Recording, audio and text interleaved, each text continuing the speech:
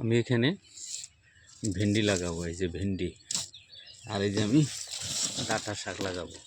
এই ডাঁটার বীজগুলো পুরোট হয়েছে, এটা আমার বাড়িতে নেওয়ার আর দরকার নাই। এইখানে আমি এই ডাঁটা শাকগুলো এইভাবে লাগাবো, আপনারা দেখেন।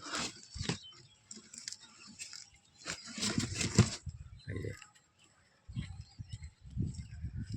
এখানে ডাঁটা শাক মোটামুটি 20-25 দিনে 6 ইঞ্চি 8 ইঞ্চি করে হবো। আমি উঠিয়ে এটা খাইয়া ফেলবো, অত বড় করা আমার দরকার নাই, আমি গ্রিনস হিসাবে ব্যবহার করি। তারপরে যে আমি এখানে ভেন্ডি লাগাবো, এই যে ভেন্ডি, এখানে আমি 8টা ভেন্ডি গাছ লাগাবো, 8টা বা 10টা। কেন কতগুলো গাছ বহুত দুর্বল হয়, ওই গাছগুলো ফলন হয় না, ওই গাছগুলো পরে আমি উঠিয়ে ফেলবো।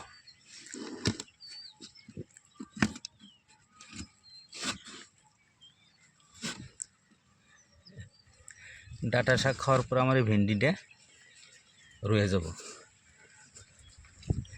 একটা ভেন্ডি গাছে গতবার আমি বুনছি, এখানে কমসে কম একটা ভেন্ডি গাছ আমি 6-7 মাস ভেন্ডি খাইছি।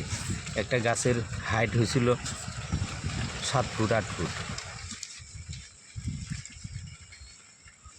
হয়ে গেল। এখানে পর্যাপ্ত পরিমাণে ভেন্ডি গাছ রোপণ করা।